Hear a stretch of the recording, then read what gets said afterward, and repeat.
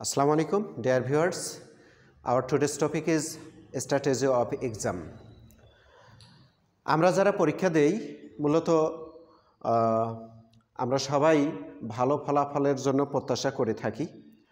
আর এই ভালো ফলাফল পেতে গেলে যা করণীয় সেটা অনেকেই আমরা হয়তোবা জানি না। এখানে আমি মনে করি আমার দিক থেকে যে পরীক্ষায় ভালো ফলাফল করতে হলে দুইটা জিনিস আমাদেরকে অবশ্যই জানতে হবে। নাম্বার 1,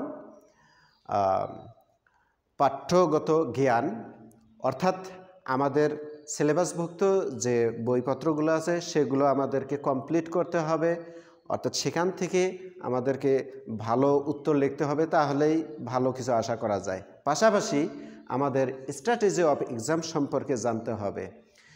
আমি মনে করি strategy of exam it is a major point, it is a crucial clue to make a good result in the examination. পরীক্ষা ভালো করার জন্য স্ট্র্যাটেজি অফ এক্সাম একটি অত্যন্ত গুরুত্বপূর্ণ বিষয়। তো আমি আজকে সেই স্ট্র্যাটেজি অফ এক্সাম নিয়েই কথা বলবো। শুধুমাত্র পুঁথিগত জ্ঞান থাকলেই ভালো ফলাফল করা যাবে না, পাশাপাশি আমাকে স্ট্র্যাটেজি অফ এক্সাম সম্পর্কেও সম্যক জ্ঞান রাখতে হবে। আমি এখানে স্ট্র্যাটেজি অফ এক্সামের কিছু পয়েন্ট তুলে ধরেছি, এই পয়েন্টগুলো আলোচনা করব, আশা করি আপনারা আমার সাথেই থাকবেন।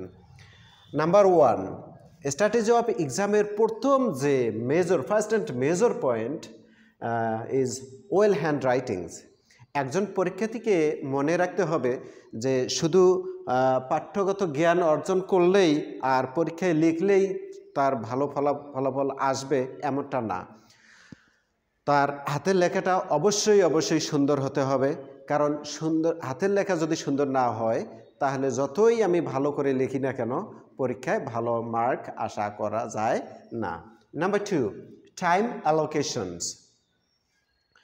একজন পরীক্ষার্থীর উচিত পরীক্ষা শুরুর পূর্বেই তাকে তার সময়টা নির্ধারণ করে রাখা। আসলে কোন প্রশ্নে কতটুকু সময় ব্যয় করতে হবে এটা আগে থেকেই আমাদেরকে ক্লিয়ার ধারণা রাখতে হবে, কারণ আমরা জানি যে পরীক্ষার প্রশ্নপত্রে কিছু বোর্ড প্রশ্ন থাকে, কিছু শর্ট প্রশ্ন থাকে। এখন বোর্ড প্রশ্নে মার্ক বেশি, শর্ট প্রশ্নে মার্ক কম। এখন আমি যদি বোর্ড প্রশ্নের ন্যায় শর্ট প্রশ্নেও যদি অতিরিক্ত লিখি বা অতিরিক্ত সময় ব্যয় করি তাহলে এটা হবে অপচয়। সেক্ষেত্রে আমি 100% লিখতে পারবো না, আর 100% লিখতে না পারলে আমার ফলাফল ভালো হবে না। Number 3, quantity of lines in a page. অনেক সময় অনেক স্টুডেন্টরাই আমাকে জিজ্ঞেস করে থাকে যে স্যার একটা পেজে আসলে আমরা কতটুকু লিখব, কয় লাইন লিখব। আমরা জানি অনেকের হাতের লেখা বড়, সেক্ষেত্রে অল্প কিছু লাইন লিখলেই একটা পেজ শেষ হয়ে যায়। আবার অনেকের হাতের লেখা একেবারেই ছোট, তার এক পৃষ্ঠায় লিখতে গেলে তার অনেকগুলো লাইন চলে আসে। তো এক্ষেত্রে কোনটা অ্যাপ্রোপ্রিয়েট? আমি মনে করি এখানে আদর্শ যে পরিমাপটা একটা পেজে সেটা হচ্ছে 13 থেকে 14, মিনিমাম 13 লাইন, আর আমি যদি সর্বোচ্চ লিখি সেক্ষেত্রে 14 লাইন। এই দুইয়ের মধ্যে যদি আমরা থাকি তাহলে আমার উত্তরপত্রটা লেখাটা দেখতেও সুন্দর হবে, পরিমাণটাও মিডিল পর্যায়ে থাকবে। সেক্ষেত্রে পরীক্ষক এই খাতাটাতে মার্ক দিতে স্বাচ্ছন্দ্য বোধ করবে। Number 4, draw margins minimum 2 side.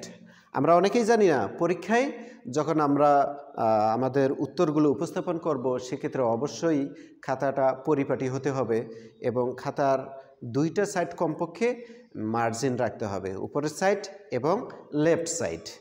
আর এখানে নিচের দিকটাও এখানে মার্জিন রাখা জরুরি আমি মনে করি, কিন্তু আমরা অনেকেই করি না। তবে নিচের দিকে মার্জিন না রাখলেও কমপক্ষে মার্জিন পরিমাণ জায়গাটা ফাঁকা রাখা উচিত, তাহলে আমার লেখাটা দেখতে সুন্দর হবে এবং পরিপাটি হবে। Number 5, quantity of words in a paragraph, letters, dialogues and compositions. আমরা অনেকেই জানি না পরীক্ষায় আমরা যে প্যারাগ্রাফ, লেটার, ডায়ালগ বা কম্পোজিশনগুলো লিখে থাকি এখানে কোন প্রশ্নে কতটুকু ওয়ার্ড, কি পরিমাণ ওয়ার্ড লিখতে হবে সেটা সম্পর্কে আমাদের অনেকেরই ধারণা নেই।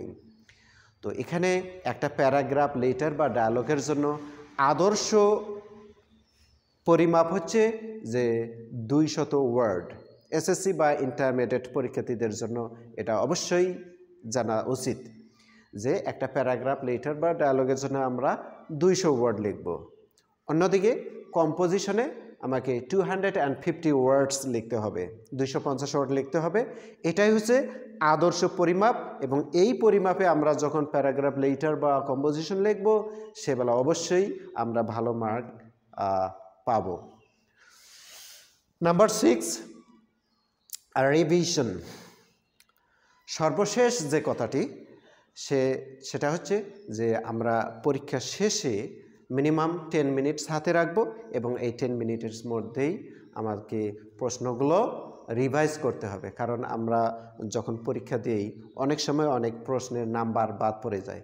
যদি আমরা রিভাইজ করি তাহলে এই সমস্যাটা সমাধান করা সম্ভব হয়, সেক্ষেত্রে আমরা ত্রুটিমুক্ত হলাম। আর যদি আমরা রিভাইজ না করি তাহলে ত্রুটিগুলো থেকেই যায়, আর খাতা বা উত্তরপত্র যদি ত্রুটিপূর্ণ হয় সেক্ষেত্রে ভালো মার্ক প্রত্যাশা করা যায় না। সুতরাং ভালো ফলাফল অর্থাৎ শতভাগ সফলতা অর্জন করতে গেলে এই দুইটা জিনিস, একটা হচ্ছে পাঠ্যগত জ্ঞান আর একটি হচ্ছে স্ট্র্যাটেজি অফ এক্সাম, দুটাকেই আমাকে অবশ্যই ফলো করতে হবে।